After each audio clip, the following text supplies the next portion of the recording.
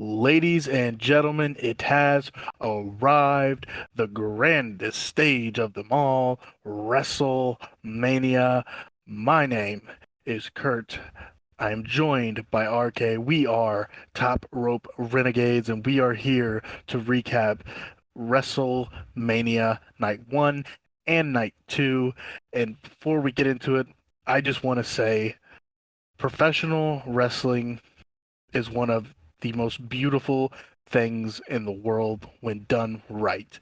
And you will hear from myself and RK throughout this entire video that it was done right.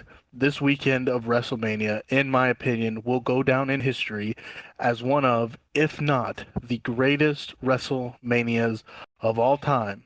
And I mean that from the bottom of my heart. RK, what do you think? What do you got? What did we just witness? Wow. So I gotta follow that. Okay, cool. Yeah, man, WrestleMania 40. We've been waiting for this for months, if not since last summer. The whole Cody and his story and all this stuff, and that's only the one match. There's so much happened during this WrestleMania, and I know anybody listening to this probably watched WrestleMania. I can't imagine you didn't watch WrestleMania. If you didn't, I don't really understand what you're doing. But it was mentioned multiple times, from the Hall of Fame, Paul Heyman, to Stephanie McMahon tonight. We're in a new era, people. We are in the Paul Levesque era. This is Triple H's WWE.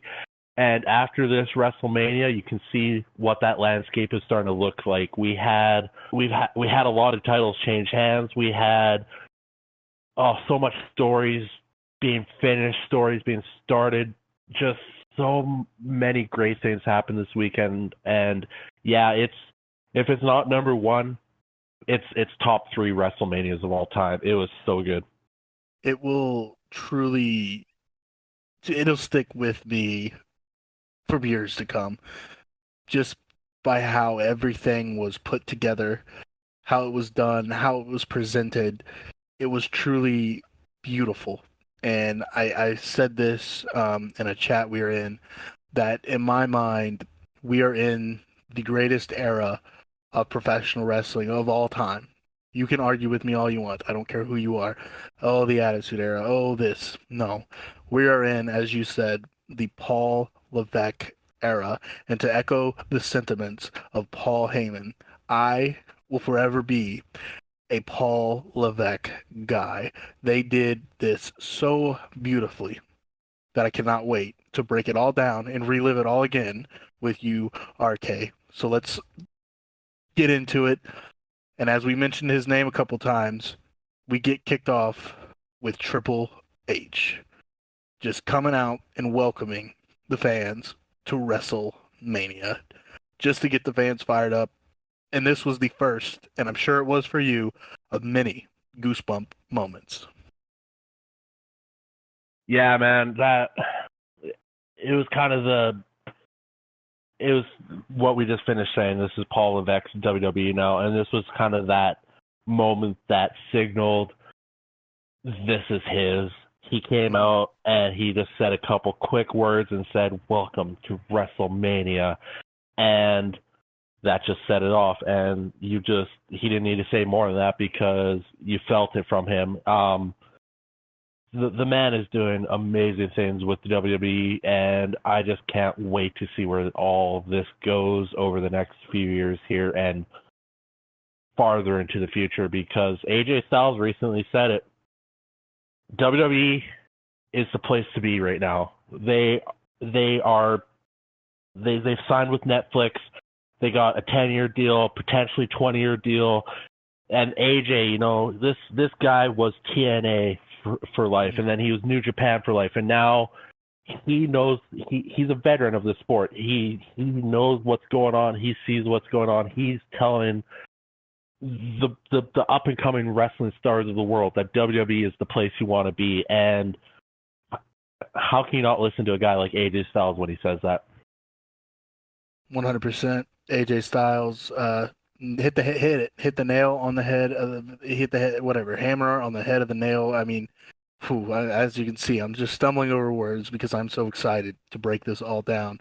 Because the very first match of the weekend was the WWE Women's World Championship match between one of the greatest women's wrestlers of the past years and Becky Lynch going up against the champion, one of the greatest women's wrestlers of right now, Rhea Ripley. And this match, though the build wasn't what people were fully behind, they thought it could have been better. They delivered. In my opinion, they delivered in this match with Becky being the veteran and using her speed to her advantage until she got hit down by the big, strong Rhea Ripley. And there were moments. I think Rhea hit a tornado DDT from the middle rope. That was like an homage. If you've ever watched a Buddy Matthews match, her boyfriend, he hits that. It was like an homage to him. There was an insane running knee to stop the momentum of Becky. Becky's in-ring IQ was showcased the whole time. Lynch targeting and the injured arm of Rhea, both trying to get the win, and it was just a counter after counter. And I thought this was a really good opening match to WrestleMania weekend, RK. What did you think of it? Yeah, man, everything you just said there. It was a great way to kick off 8 hours of wrestling over the next 2 days. Man, there's times there where I'm like, well, Becky might actually get this. Some of those falls were close. I'm like, oh, Becky might pull this off. And, the right woman won in the end. Rhea Ripley won. And I take it as, Rhea Ripley's well established already. We know that. She's dominant in the women's division. But she needed to beat the biggest star of the women's division, and that's Becky Lynch. Add with this victory over Becky for Rhea.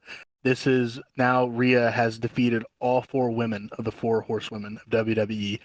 Becky was the last one. She took out Charlotte last year. She had beaten Bayley. She had beaten Sasha Banks. This was the final of the 4 horsewomen. Rhea is unstoppable, getting the win with a riptide on the turnbuckle to a riptide in the middle of the ring for the 1, 2, 3, 369 days. She has been champion, and I don't know who is going to be able to stop Rhea Ripley. If you could think of anybody, who do you think? Who do you think can step up and take down Rhea? Well, right now, first woman that pops on mind is Jade Cargill. I don't know if she's on SmackDown. Yeah, that doesn't mean anything, especially with the draft being announced that it's back. Things can change in a heartbeat. I don't know if Jade is at that top level yet. We just got her in action, but if there was a woman that could step up down the road and be as dominant as Rhea Ripley, I think Jade Cargill is that woman. So from a fantastic women's match, we get to a match that I was really looking forward to. You were as well. The 6-pack tag team ladder match for the undisputed WWE Tag Team Championships. Both sets were above the ring, the Raw and SmackDown titles. The match would go on until both sets were retrieved. This was the match of DIY, Johnny Gargano and Tommaso Ciampa coming out to a little bit of a... Go ahead. Back that up. Did you say DIY or DX? I said DIY. I said DIY. I know.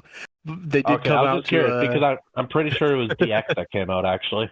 You're not wrong. They had the DIY crossover, I'll call it, with D-Generation X, Re-Generation X, as coined by R-Truth, Johnny Gargano, Tommaso Ciampa, the Awesome Truth of The Miz and R-Truth, New Catch Republic, Pete Dunne, Tyler Bate, Austin Theory, and Grayson Waller, 8-Town Down Under, the New Days, Kofi Kingston and Xavier Woods, and the Champions, Damian Priest, Senior Money in the Bank, and Finn Balor.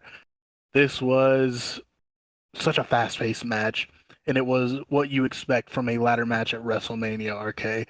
Overall, there were some high spots. I'll let you talk about some of the massive spots here. Before you get to that, I just want to say my favorite moment, truthfully, was the hot tag. R-Truth getting the hot tag from The Miz in the middle of a ladder match, and then hitting the 5 moves of doom from John Cena, his childhood hero, mind you, and then hitting with an AA onto a ladder. I think it was on Finn Balor. So that was my favorite moment, but there was a couple more. I'll let you break down the big moments of this match. Yeah, that was one of my favorites too. When the Truth popped up on the apron there, and Finn and Damien were just looking like, "What are you doing, man?" And then Miz just fed into it, and yeah, you just so good. But yeah, there was some crazy moments. I loved how, like, again, DIY, DX, Regeneration X, the sweet chin music from Johnny Gargano into the crazy super pedigree by Ciampa. I don't even know if that was a pedigree, but it looked amazing.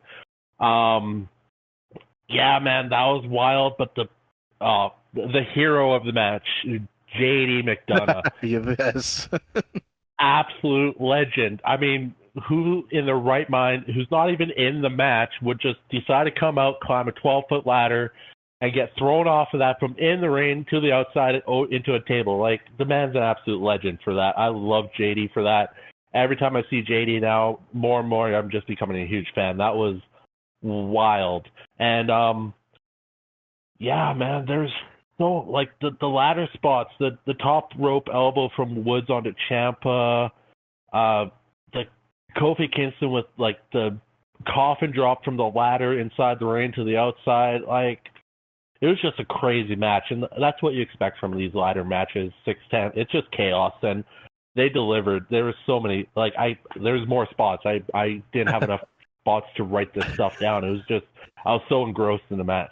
The other big one, the tornado DDT from Gargano to Pete Dunne through a table outside was insane.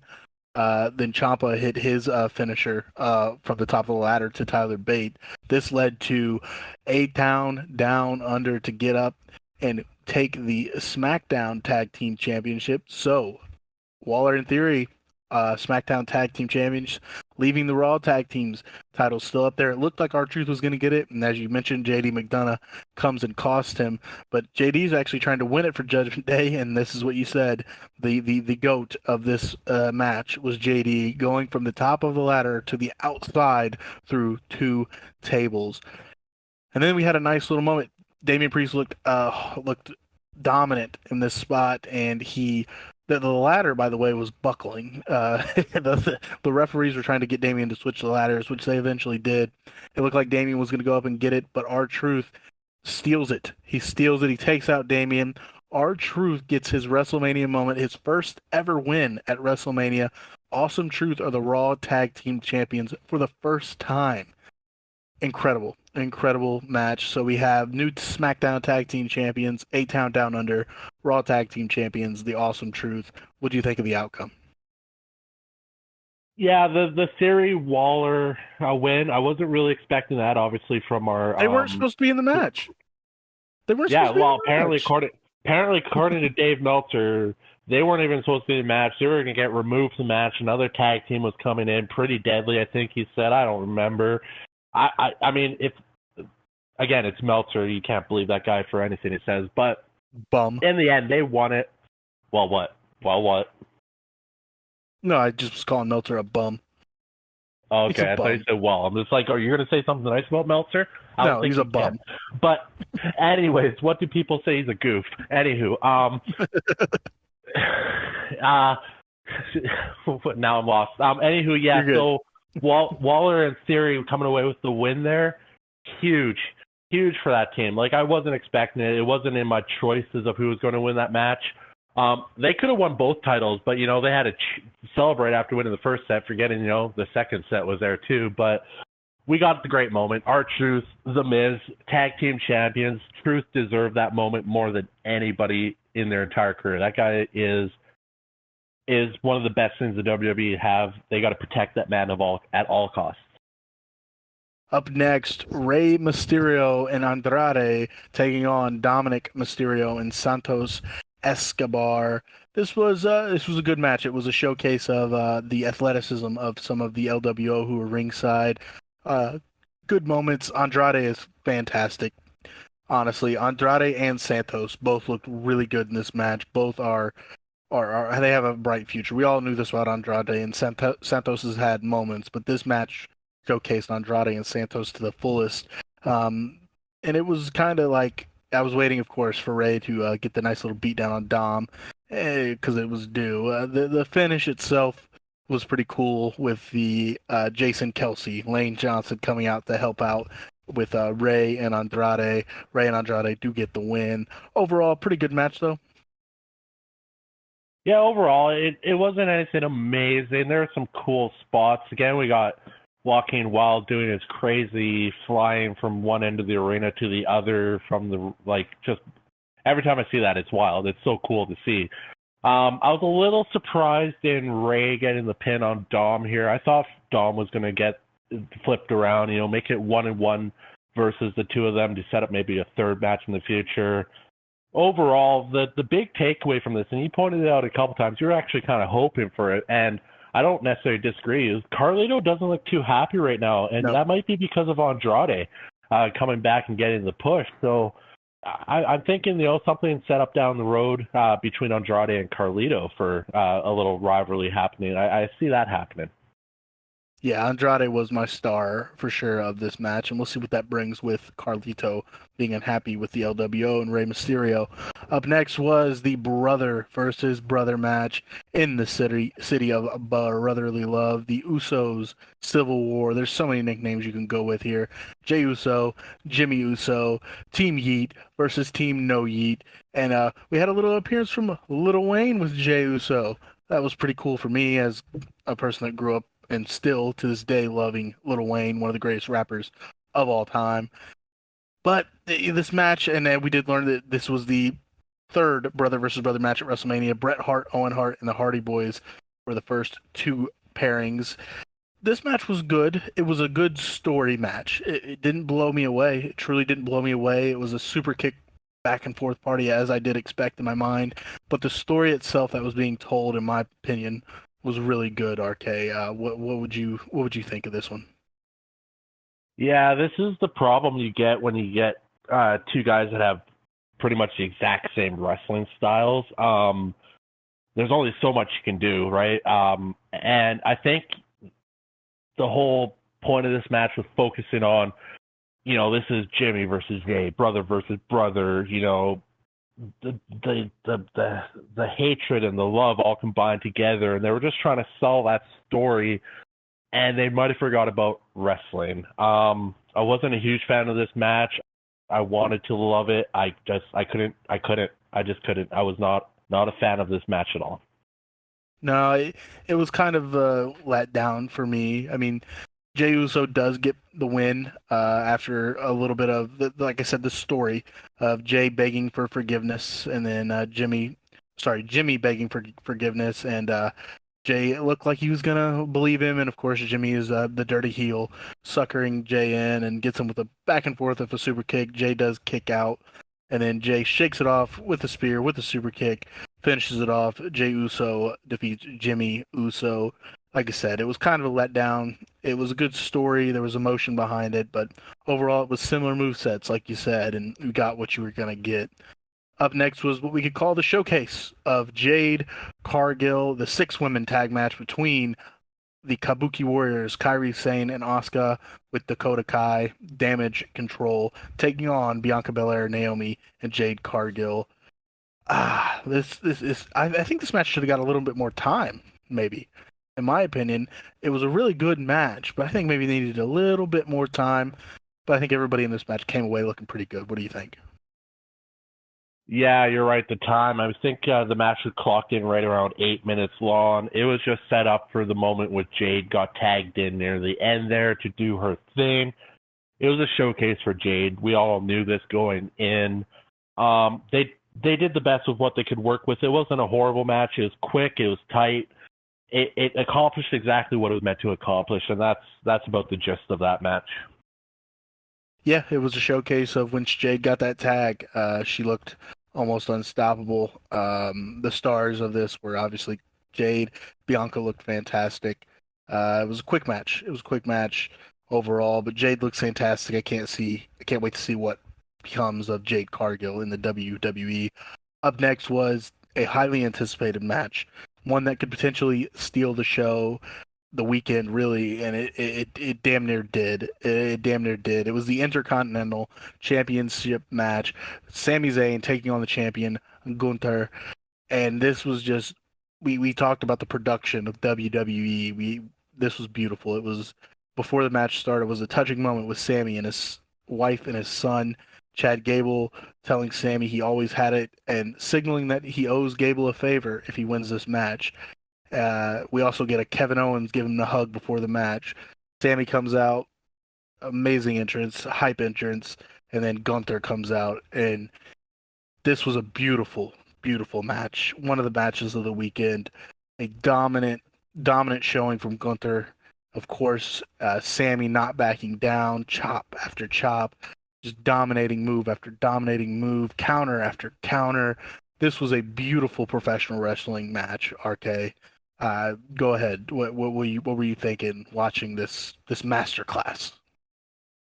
It blew me away. This, like you said, this was the perfect example of what a wrestling match that incorporates, the big bad villain Gunther and the underdog Sami Zayn, the Rocky versus Apollo Creed type stuff, Rocky versus Mr. T, that whole aspect, right? Gunther's unstoppable and Sammy just has no reason to be winning this match, and they go in and Sammy leaves it all in the ring. And man, they're both getting chops. I mean, Gunther's chest was bright red too. Like Sammy was nailing him hard with those chops, just as Gunther was giving them back to him. And man, the moment of the match that blew me away. And we haven't seen Sami Zayn do this since maybe his El Generico days, or if you want to believe that he's not El Generico, but he brought out the Brain Buster, and it was a beautiful Brain Buster. And to see Sammy do that on such a big man, it looks so good. And that match was just phenomenal. If we go by star ratings, I give that 22 stars because I was just engrossed from start to finish of that match. It was so good. Well, Meltzer probably gave it 3.5. Anyway, the finish was beautiful. Gunther was dominating Sami Zayn with move after move. He was hitting He hit a splash from the top rope. He was talking trash to Sammy's wife, saying, "Look at your man." And then he goes for another splash. Sammy had hulked up, basically, hits him with a haluva kick. Then, as you said, the brain buster from the top rope. Gunther then gets hit with 2 more haluva kicks, and then the miracle happens. The 600-day reign ends. Sami Zayn is the Intercontinental Champion. This match, as you said, 22 stars, 23, it doesn't matter. Beautiful, beautiful match, start to finish. My match of the night, maybe match of the weekend, I'm not sure. We'll get into the rest of it, of course. That leads us to the main event, though. The entrances of this main event were what I was looking forward to. They were fantastic. Rollins and Rhodes come out first. And then The Rock's entrance, RK. What did you think of the final boss's entrance at WrestleMania? I love how his entrances has evolved over the weeks, and how this one was, you've reached the final level, Mm-hmm. 100.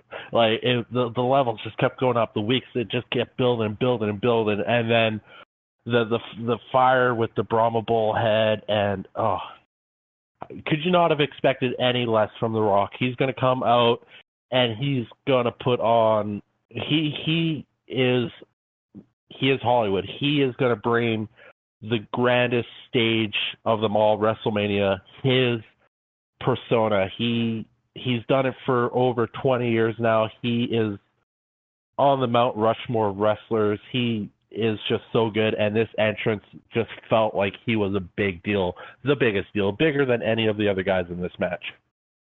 Yep, it did exactly that. And then Roman comes out with his entrance, slow and steady, of course. The match itself started out as you expect. It was the crowd were into it. It was the face-offs. It was the build-up, good back and forth, leading this, that, and the other. And then it turned into, this is just a regular tag team match. So we thought. It turned into a no DQ, no rules, no countouts, because The Rock, he is on the board. He is the boss. He threatened the referee multiple times he would fire him. He said he would fire The Rock. You won't have a job if you start counting. It just became all out what we wanted. Beautiful beatdowns of just moments of. It was a no DQ match. It turned into a no DQ match. Rock and Rollins fighting out in the crowd. Roman and Cody on the other side, jumping from barricades. The Rock distracting the ref so Roman could slam Seth. There was the moments of spitting water in each other's faces. Rollins was really getting a beat down here and they were trying to slow down the speed of Cody and Seth. And man, there was the moment you said this. Rock went with a sharpshooter on the injured Seth Rollins, and the beautiful sharpshooter. Who else did you say could do that sharpshooter? Really, one other person? I've always said this, and I mean it. If you're going to do the sharpshooter, make sure you do it right. Bret Hart, Owen Hart, The Rock, they nail the sharpshooter perfectly. I've seen other guys do sharpshooters, and they do it wrong. It doesn't look right. And if you're going to rip off one of the greatest wrestlers of all time's finisher, you better do it right. And The Rock does it perfectly. Yes, 100%. There was a really cool spot where Cody kind of took the role. He started taking over. There was a moment where I think Cody ran to the corner to hit a cutter on. Yes, it was the cutter. It was Cody ran to the corner where Seth was, jumped up for a cutter. Seth tagged his leg. Cody hit the Cody cutter on Roman Reigns. Seth Rollins with a frog splash. Reigns kicked out somehow. That was beautiful tag team action. Paul Heyman, of course, on the ringside crying his eyes out because he thought it was over. Rollins hits a stomp. There's a power bomb to Rollins, but then Cody gets the advantage again. We get to Crossroads, and it's like, oh, it's over. Cody's going to go for the win, and The Rock pulls the referee outside there. That referee deserves a raise for the amount of abuse he took in this match. Man, if I was that ref, I would have just walked out. Man, he was getting it left and right. Yeah, man, I hope he got back and Triple H gave him a nice envelope full of money for that match because he was definitely taking it. He might as well have been in the match. There was the spot where we get closer to the end of this match of a bunch of back and forth. The referee, as we said, taking abuse. Cody set the Rock up or Rock set Cody up for a rock bottom onto the announce table. Rollins comes in to help distract. Cody hits The Rock with a rock bottom through the table. The Rock taking a bump like that. By the way, Rock looked fantastic in this match. I do want to say it was probably his best match in a very long time, but genuinely made up for those matches with John Cena. The finish of the match came. Seth has been taken out of the equation. There's a drive-by from Roman. There's, of course, and then there's the two Crossroads. Rock hits Rhodes with the belt. He had the belt. Cody went for that Trinity of Crossroads. This was when it all changed. As he went to go finish off Roman, Rock pulled off the Mama Rhodes belt, hitting Cody, and it was kind of curtains from there. With The Rock hitting a rock bottom, the most electrifying move in sports entertainment, the People's Elbow. 1, 2, 3, setting up Bloodline rules for night 2. What did you think overall from this really, really good main event match? I can't believe how on point Michael Cole was when that third count came down in the bell rang. Michael Cole said the words everybody said at the same time. Cody is screwed. And you couldn't sum that up better because going into night 2 with the Bloodline rules, who even knows what the Bloodlines rules meant at that moment? But yeah, no, that was well, in retrospect, it was the right move now. But at the time, I'm like, oh, that's not good. I don't know if I liked the ending. I wanted Cody and Seth, night 2 have a clean match for Cody, but we'll get into all that shortly. But nonetheless, the match itself, it was a long match, and I get it. You got 4 mega stars in the ring, and I felt they could have probably, cut out the first 10 to 15 minutes of that match and still had an absolute banger match. I just felt that the setup was a little too slow, but overall, once they got rolling, nobody could touch them. Those guys absolutely entertained the crowd on night 1. They entertained me. I'm sure they entertained you. That was the perfect mix of everything, and it just adds so much more tension to night 2, and you really couldn't expect a greater comeback from The Rock. I mean, the guy's 51 and he still looks like he's doing it back in 2001. It True. so good, so good. Truly one of the MVPs of WrestleMania weekend was The Rock. He fantastic. The build, everything. The Rock once things turned where he wasn't going to be facing Roman at WrestleMania, he took it and he did beautiful work leading to WrestleMania. So, of course, hats off to the great one, The Rock. And this leads us to night number 2 of WrestleMania 40. And I said it when we started this video. This is the definition of professional wrestling at its finest. From start to finish of night 2, I was locked in, happy, emotions all over the place. This was not for. I guess I couldn't say that. If you're a casual fan, you loved this. You loved every second of this. I hope. If you're not a casual fan, if you're a quote unquote mark like myself and RK, you fucking loved this show. This was beautiful. It was cinema from start to finish, and we kicked things off with the queen. This is what I'll call her, Stephanie McMahon. She comes down to the ring. Beautiful to see Stephanie back, by the way.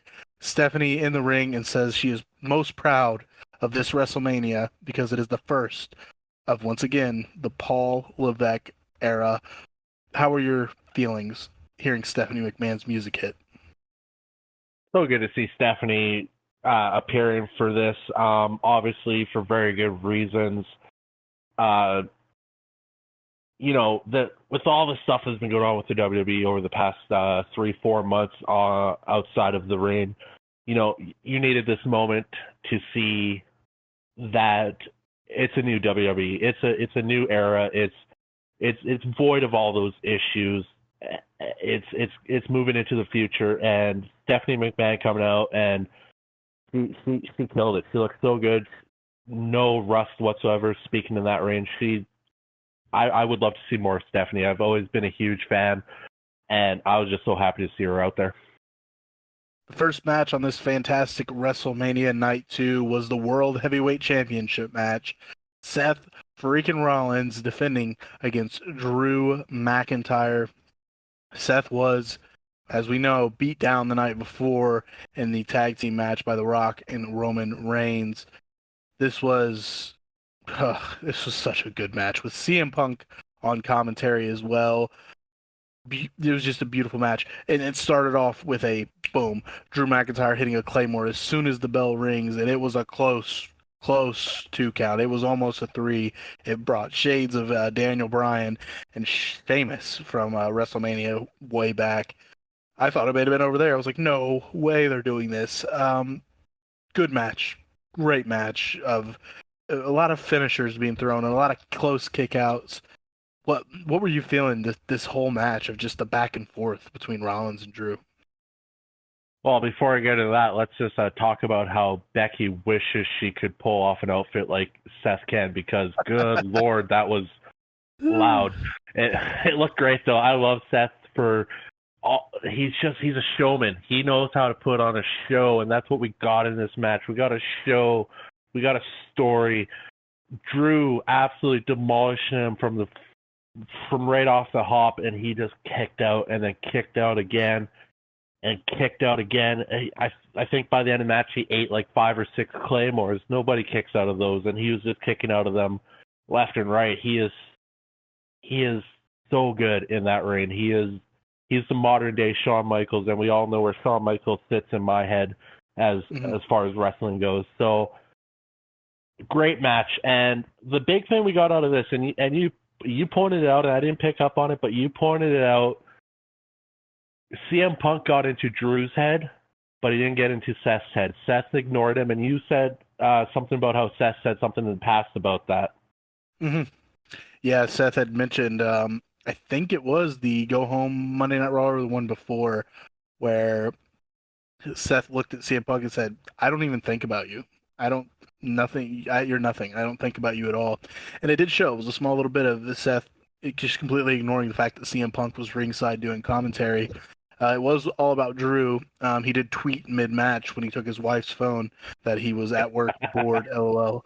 Drew's fantastic, and it was good. It was Drew McIntyre.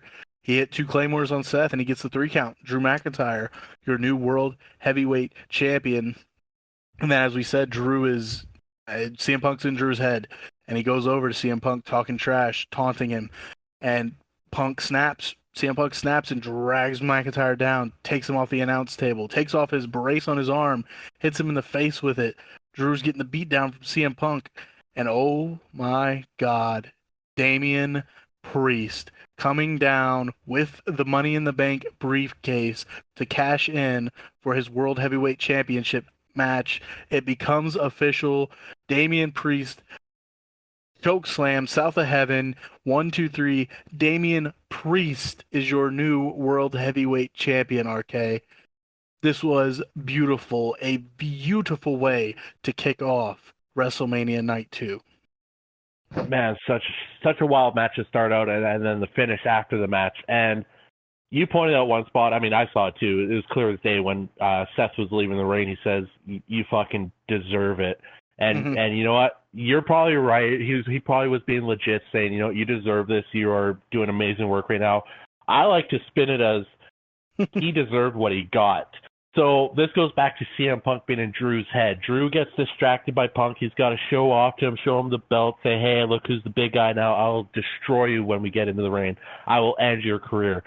And CM Punk had enough of it. We knew this was not going to go down without CM Punk getting involved. And he got involved, like you said, and it was just enough for Damian Priest to take advantage of that, and the right move, because the Money in the Bank briefcase has felt lately like it doesn't mean much, and now it means something again. Yes, the payoff of everything in this was beautiful. Drew won the championship in front of live fans, had that moment. CM Punk got tired of Drew's shit, got his get back on Drew. Damian Priest cashing in Money in the Bank and getting that monkey off of his back of he doesn't know when to cash in. I think he was waiting for the right time, and the perfect time presented itself. Damian Priest, World Heavyweight Champion, as we go forward in this new era of WWE. Up next, the Philadelphia Street Fight, the Pride, taking on the Final Testament. Snoop Dogg, guest commentator, and I just want to put this out there: Snoop Dogg should be on commentary all the time. It's just funny. He's hilarious. His commentary is beautiful, and a special guest referee in Philadelphia, ECW legend Bubba Ray Dudley. I know you popped pretty big for Bubba Ray, right? Dude, Bubba's my childhood. Bubba, ECW, Bubba and Devon, and then Attitude Era, Bubba and Devon, the matches that they had with the Hardy Boys and Edge and Christians, they've had, and nobody can argue me on this, and if you want to, I'll just tell you be quiet, because the TLC triple threat matches 1 and 2 between those 3 teams are some of the greatest matches of all time. Go back, watch them again. You'll be blown away all over again. Those guys put on amazing matches, and I was so happy to see Bubba. It was a great surprise. I love it. And I was just thinking to him, we're going to get the spot. We're going to get the spot. Somebody's got to get the tables. I wanted Devon there too, but it didn't quite work out that way. But we still got that spot near the end of the match, and I loved it. And I popped pretty hard for Bubba. It took me back to my childhood for sure. This was a Philadelphia street fight to a T. Kendo sticks, tables, a trash can, all of the above. Scarlett and BFAB having a moment where they go from, I think BFAB hits a Russian leg sweep onto Scarlett, off the apron, through the tables at ringside. Cross went for a pin. Bubba didn't count 3, so he got into Bubba Ray's face, and Bubba puts on his glasses, the ones with no lenses and the piece of tape right there on the nose, staring down Cross, talks to the Prophets and Bobby Lashley and says, "Get the tables." But before they got the tables, they hit the classic "What's up" headbutt before getting the tables. It was a simple match. Cross goes through a table with a. By the way, Montez Ford. We've said it. I'm not gonna beat the dead horse. He deserves the push of a lifetime. His athleticism is unmatched. Montez Ford from the heavens hits a splash onto Karrion Kross through the table. Bobby Lashley makes the cover. 1, 2, 3. Didn't think that the Pride would get the win here, but overall, pretty good match, RK. Yeah, it worked. I mean, whoever came out of that match, it was, I don't want to say it was a throwaway match, but it was a match just to have fun, and that's exactly what they had with that match. And I'm pretty sure Scarlett died in that match because I don't think she moved once after going through that table. So that was a cool spot, but overall, it was just fun. Snoop Dogg on commentary, hilarious. Bubba being Bubba, get the tables. I knew it. I loved it. I popped. It was just a fun match. There's nothing bad to say about that match. Up next was the AJ Styles LA Knight match. And I was really looking forward to this. Two legends of TNA Impact Wrestling. And we get LA Knight coming out first to the massive cheers that he so not desperately, he so much deservedly. He just deserves the love. Fantastic to hear the reaction from LA Knight as always. And then there was the new music. New music. AJ Styles teased this. He said he was going to have a new theme, and he did, in fact, have that. What did you think of LA's new music? You know, his previous music, LA, he's been AJ. using that for... Yeah, AJ. His previous music, he's been using that song since he's gotten into the WWE, and it's a great song.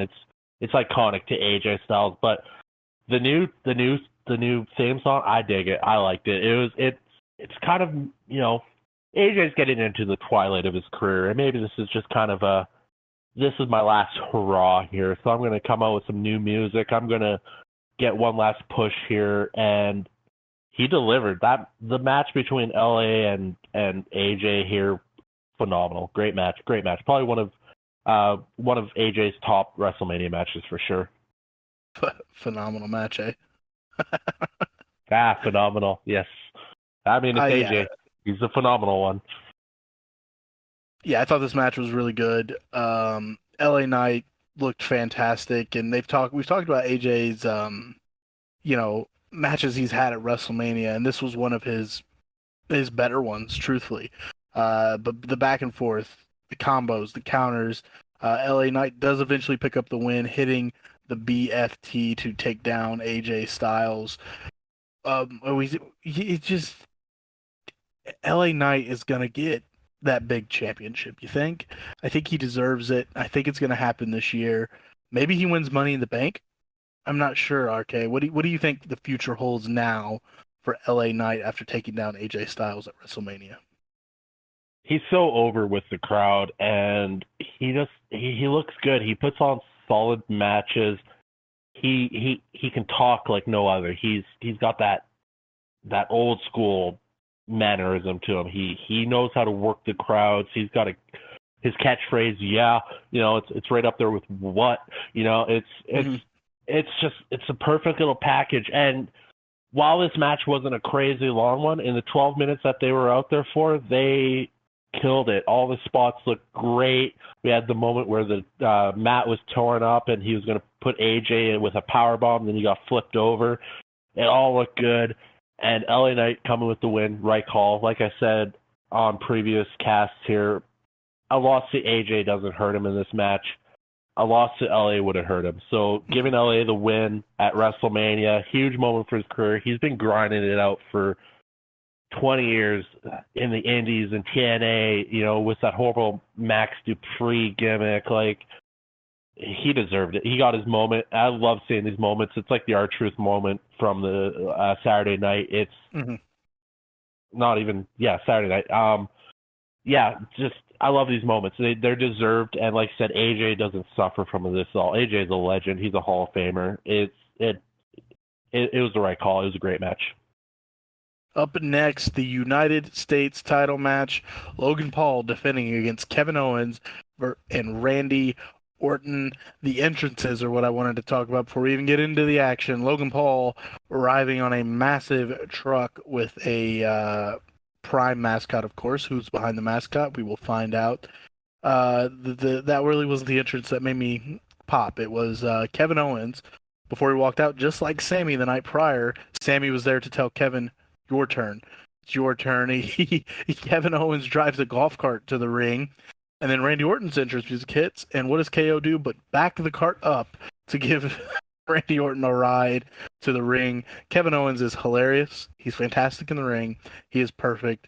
I know you're a big Kevin Owens guy. What did you think of this Kevin Owens entrance? And then even dive into the partnership that was formed between Kevin and Randy in this match early. Yeah, I loved it. Kevin Owens came out and started walking down. He's like, "No, wait a second. No, I got something." Walks back behind the L of the XL. We're like, "Where's he going?" I'm like, "Oh, he's probably about to climb something and do something crazy already." And then he comes out of the golf cart with the KO on a piece of paper taped to it. I'm just like, "Oh, this is perfect." And then yeah, Randy Orton came out and he backed up, almost killed Randy Orton by running over him. And then he's like, "Hop on," and he gets on, and they're driving down, and Kevin Owens guns it, and I can just imagine Triple H in the back on the headset like, "Tell that motherfucker to slow down. He's gonna kill Orton before they're even in the match." Like, it's just like even Orton was like, "Whoa, buddy, pump the brakes." But yeah, it was a great entrance. It was so much fun. It's just KO being KO. He always brings a certain flair to his matches, and yeah, then we get in the match and Logan Paul thinks that he's going to be like, "Oh no, you two just go at it." Yeah, he made a mistake on that one because Kevin and Randy they're gonna focus on Logan to start, and they do, and it's great, and they're just beating up on Logan, and then there comes the moment they're about to pin Logan, and they're like, "Oh wait, oh," and then Kevin's like, "Well, I knew this was going to happen at some point, but you want to just work on this a bit more?" And he's like, "Yeah." And then Randy goes for the RKO, and that's where it all pops off. Randy's just like, "Well, and then KO's like, "We're doing this now?"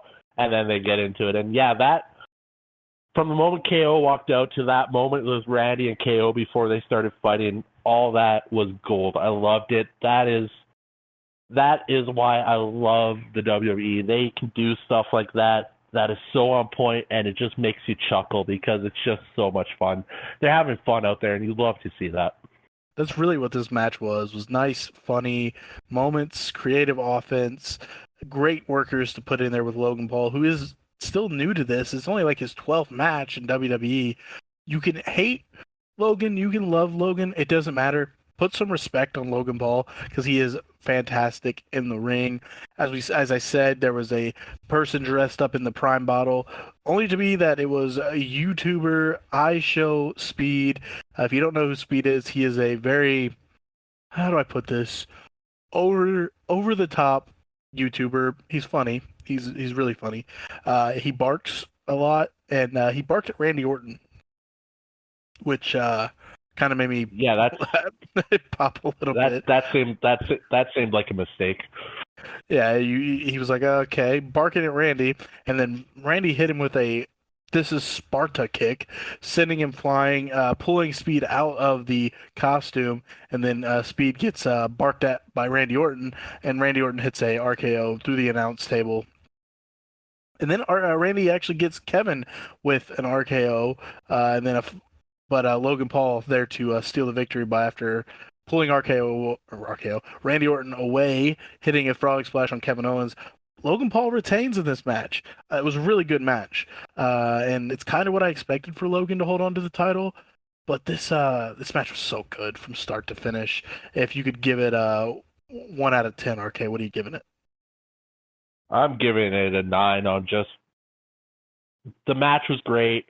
The win, not overly surprising. Everything worked, but I'm giving it a 9 because Kevin Owens and Randy, they just need to just become RKO. Like, they just need to do everything together because everything they do together is gold. They are so much fun together, and I just want to see more of it because the best part of the match was the first 5 minutes of them just fucking around. It was so good.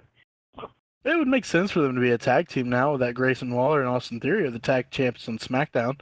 So Randy and KO got a lot of history with those guys there. That would be a pretty interesting thing to see, I guess. But the future is super bright. Logan Paul, if he's sticking around full time like it seems he is, we're in for a hell of a ride for that United States Championship. Up next was a highly anticipated match, the WWE Women's Championship match. Io Sky defending against everybody's girl, Bailey. And RK, you always let me lead on these, but I feel like I have to give you this one. And just what did you feel throughout this match with Bailey and Io Sky? Going into this match, I mean, the build-up has been great. This is a redemption arc for Bailey. She just, I love Bailey. Bailey has been, I put her on one of my top 10 wrestlers. Everything she does, she's so good. And this match, it lived up to that hype. They killed it. Bailey looked amazing. Io Sky had some crazy good spots in that match too. She is a phenomenal wrestler, and nothing to take away from Io, but this was Bailey's match, and man, I don't even know where to begin. It was an emotional match for me, and I mean, it's hard to not get emotional about wrestling when you get invested in these characters because they do it so well. And I just got lost in the match because the story being told in the ring, and Bailey, that knee, when she took that first hit off that knee, and this is how good Bailey is, because there's the line there where it's just like, is she actually hurt, or is she just doing her job so goddamn well? Because she sold that knee from that point on so perfectly, and it just added more tension to that match. And man, if I was actually the guy giving these ratings and putting it on the internet for everybody to read, if I was that guy, which, you know, we've said his name a million times, but if I was that guy, I'd give this easily close to 4.5, 5 stars, and that's my legit answer to this match. They put on an amazing match. I really have nothing more to add to that. Bailey looked fantastic. She deserved every second of this. The crowd gave me what I wanted, was the chant of "Hey Bailey, ooh, ah, be my girl." And they kept doing it. By the way, I was hoping that maybe the whole stadium would join in, but it was a good select few. This was just beautiful match. Bailey countering few of Io's moves, and then of course getting the 1, 2, 3. Before we get to the main event, there's two things I wanted to touch on. First being, we did get the announcement of WWE King and Queen of the Ring will be live from Saudi Arabia, May 25th. King of the Ring, Queen of the Ring, making its return. RK, what do you think of that? That's so cool. King of the Ring, especially, and you know, they've had the Queen's Tournament in the past, Zelina Vega winning that. But having a Queen of the Ring now too, Queen of the Ring, yeah, that's my speech impediment coming through there. But King of the Ring, I mean, King of the Ring was the launching pad for a lot of careers. One of the most famous careers in WWE history would be Stone Cold and his famous 316 speech. Yeah, I'm so happy. King of the Ring, Queen of the Ring. This is a good chance to give the younger talent on the roster a chance to shine, and I think that's what it'll be used for, is to give a push to some of the younger talent. Because Zelina Vega, ever since she won Queen's Tournament, I want to say 3 years ago, maybe before the pandemic. I have to look into it, but she has been prominent in the WWE since then in great storylines, and I just think this is a chance to get some more eyes on the younger talent. Yeah, the King of the Ring, the last winner was Xavier Woods in 2021, and then technically it wasn't the Queen of the Ring, it was the Queen's Crown Tournament was the time. It was established in 2021, and that winner was Zelina Vega, as you said. So it's pretty cool now that it will be called King and Queen of the Ring, taking place in Saudi Arabia. And the last thing I wanted to mention before we get to this main event was all of the props in the world need to be given and be understood that Samantha Irvin is the greatest ring announcer in the history of the WWE, and I mean that. She is incredible. She had emotion behind some of her announcements, mainly when Sammy won. And Samantha Irvin, incredible. She deserves all the praise in the world. Man, when she's so good. And I'm from the time when we had Lillian Garcia, and a lot of people like to pick on Lillian. I thought Lillian was a great ring announcer, and it's been that long since another one has come along where I'm just like, wow. And Samantha Irvin is that lady. She is so good at her job. She just, I don't even know how to explain it. She puts emotion into ring announcing, and it's wild because she loves wrestling just as much as anybody else. You watch the videos WWE puts out on her for on TikTok there and on their social media, and you see her. She generally loves watching the outcomes of matches, and she's just so engrossed in them. And then for her to pick up and do her job when she's so invested in the matches, I love it. I love everything she's doing. She is truly one of the greatest ring announcers of all time. With that being said, that leads us to the main event of WrestleMania 40.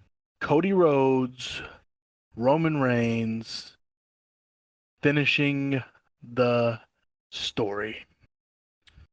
This, in my opinion, after watching it, will go down as potentially the greatest, and this could be recency bias, I'm going to watch it again probably a million times, the greatest main event in WrestleMania history.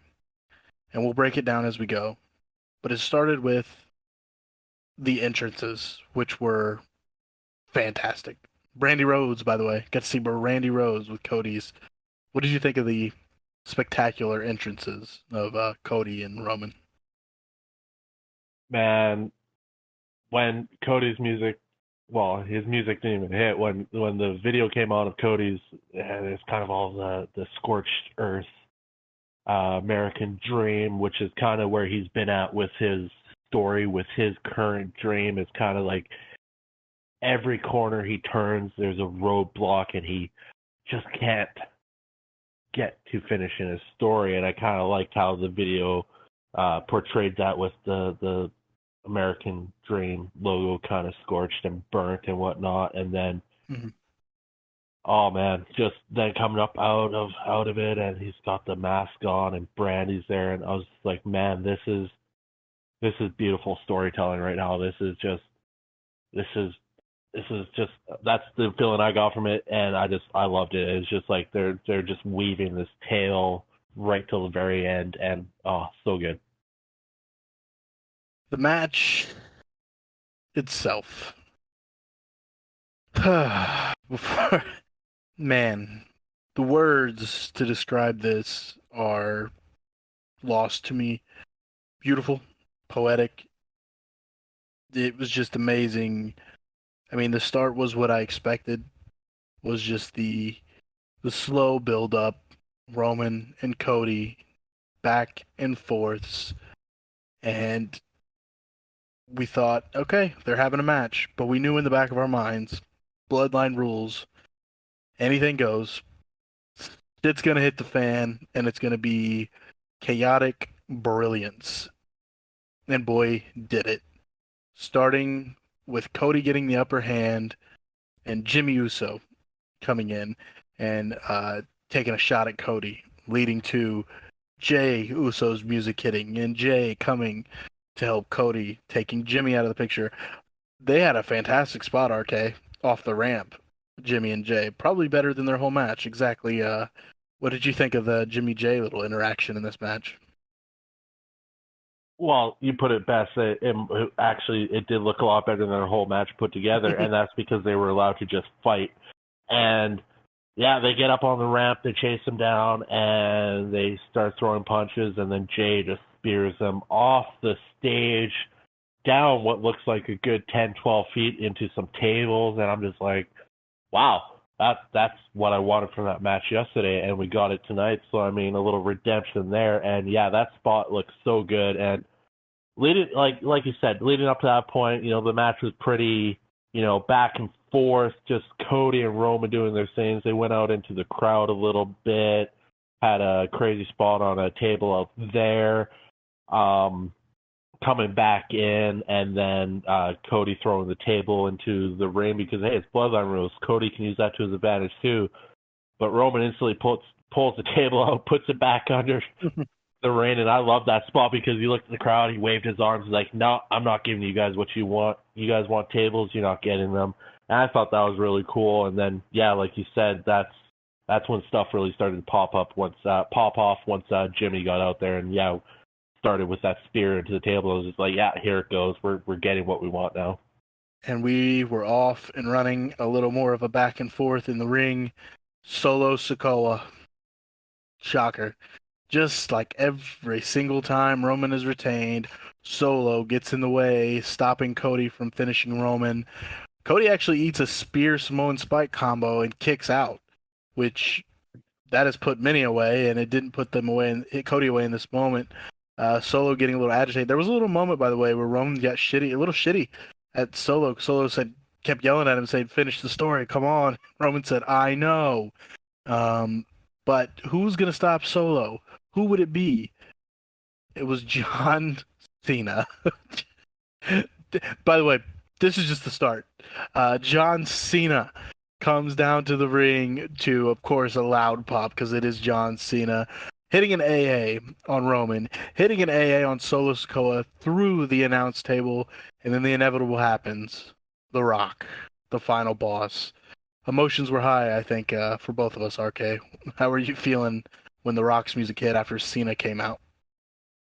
Man, The Rock's music hit, and the way Cena just stared down, and it was just like, oh, here we go again, Cena and The Rock, and The Rock's coming in, and who's left? Who's left to help Cody now? If The Rock takes out Cena, who's left? Seth Rollins is battered and bruised from 2 matches in 2 nights. There's no way he could be coming out, and it's just like, man, is Roman going to retain at this point? Like, who could possibly come out to help Cody at this point? And I was just like a little worried for a moment, but then we got to where we got to, and all was well in the world. Yeah, and I will be honest with each other right after I say this. The Rock handles Cena, and it looks like he takes off the weight belt to start whipping Cody again, as we've seen, and the Shield music, Sierra Hotel, and I can't even. I'm just lost for words because in that moment, I think we both thought the same thing. It wasn't possible, but we both thought, right? I'm like, did Jon Moxley just jump ship? What's going on here? Like, Seth, there's no way Seth is coming out. Is it John? I was just like, there's no way, and it wasn't. But I mean, there was a split second where I'm like, did something crazy just happen? It was very. I heard the Shield music and I thought, Ambrose? No way! It was Seth Rollins in the Shield gear, and Ambrose didn't. Sorry, see, Ambrose is on my mind because I genuinely was like, "There's no way, right?" But fuck, anything's possible in this era. But Seth came out. Seth didn't even get any action. He got caught by the Superman punch by Roman as Seth had a chair to hit The Rock in the back with it. This led to The Rock laughing and, all right, here we go, boy. Cody, I'm about to lay it down on you. And I thought it was going to be glass shattering, and it wasn't. I wanted it to be glass shattering so bad. I really thought it was going to be the glass shattering, but that's fine. We didn't get it. But what happened was, it wasn't on my mind. I did not think it was going to happen. We heard the gong, and the lights went out, and the Undertaker appeared in the ring to choke slam the final boss, proving who the real final boss is, and that's the Undertaker. The Undertaker made an appearance in this main event. It was overbooked, chaotic brilliance. RK, the gong, the Undertaker. Man, it was incredible. Man, when the lights went out and the gong hit, I was just like, what? Didn't even cross my mind. Wasn't even a possibility in my mind that the Undertaker would be the one to do it. But it makes sense because I think I told you this story yesterday or the day before. I had read something. Undertaker was talking on a interview or something. He's like he was in Perth there for the Elimination Chamber, and he said he had to leave the show early because he was getting the itch to get back in the ring. And he had to leave the show early because he's like, I'm too old for this shit, basically. But that kind of popped in my head when I heard the Undertaker's music hit. I'm like, oh, he's getting one last moment here. And it couldn't have been a bigger moment, taking out The Rock. Like, It doesn't get bigger than that. Undertaker, absolute legend. And it was one of those surprises where you weren't spoiled to the surprise beforehand, and it was just truly a moment. It was a WrestleMania moment. This whole match was just beautiful, and this leads us to the incredible finish. The Rock has been taken by Taker. Taker just disappears. Everyone else is out. The only people left in the ring are Cody Rhodes and Seth Rollins and Roman Reigns. And Roman Reigns picks up the steel chair. And this was beautiful storytelling in my eyes. Roman picks up the chair, and it's almost like he has a choice. Do I take out Cody Rhodes? But then there's Seth Rollins over here, my former Shield member, brother, the one that turned his back on me with a steel chair years ago with a group that I never wanted to break up. Roman allowed this moment of hesitation where he takes the chair and hits it poetically on the back of Seth Rollins, allowing the memories of the past, his old past, to catch up to him and letting his emotions, Roman Reigns, his emotions, getting the better of him to smack the chair across the back of Seth Rollins, giving a little bit of time for Cody to recover. Roman goes for the spear. Cody counters. The Trinity Crossroads. 1, 2, 3. The story is finished.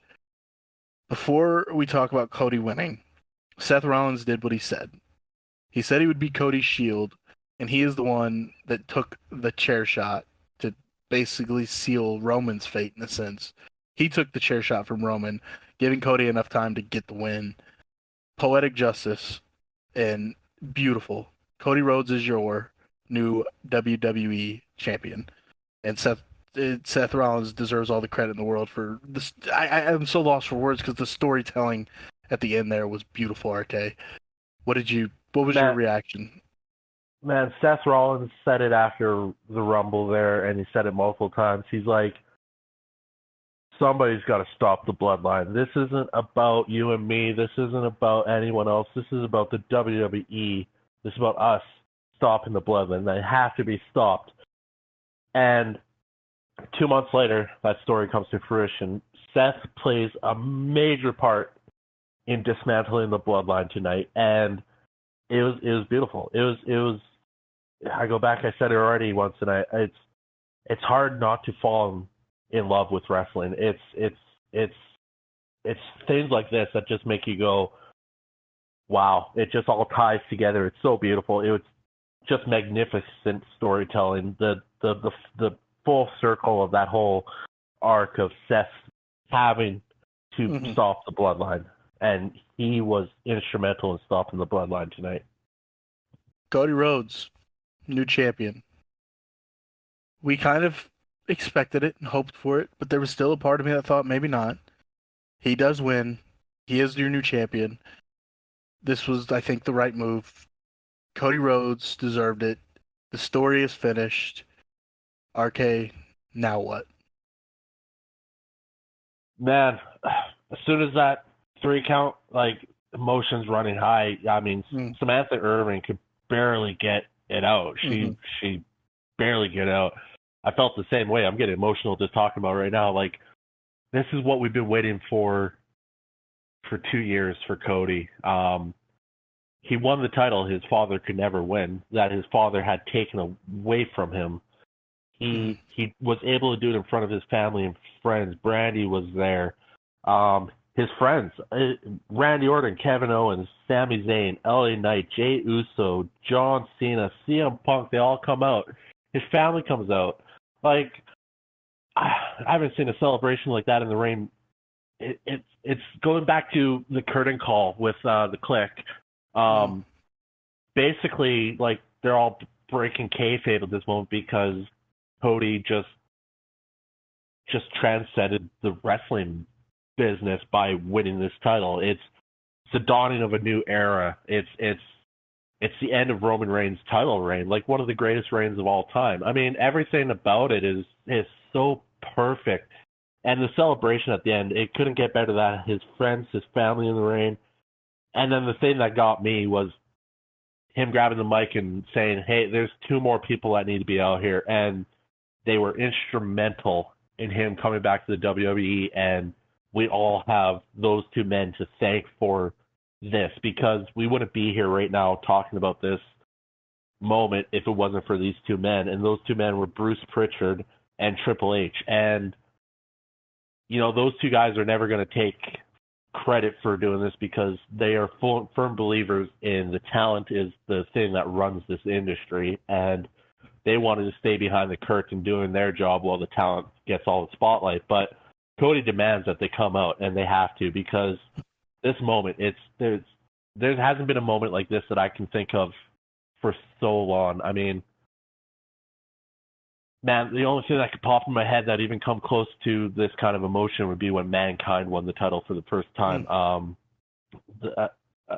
A man that wasn't the prototypical wrestler. He was a square peg in a round hole. He didn't fit the mold, but yet he was so popular and so over that, you know, he deserved the title just as Cody deserves his title. It's the most beautiful moment in wrestling in decades. I'm gonna wrap it up. We're gonna wrap this one up. Cody Rhodes finishing the story. Monday Night Raw, Raw after Mania. We're gonna be tuned into that, of course. I can't wait for it. Man, RK, what do you think? 5 stars? Man, stars couldn't even rate these last 2 nights, man. It's perfect. It was a perfect WrestleMania weekend. I can't even put a star rating on it. I'll end it with saying this. If you're a fan of professional wrestling, if you haven't been a fan of professional wrestling, if you're wanting to get back into it, if you want to just find that feeling, WrestleMania 40, Night 1 and Night 2 were beautiful. This was professional wrestling. And in the words of Michael Cole, damn it, I love professional wrestling.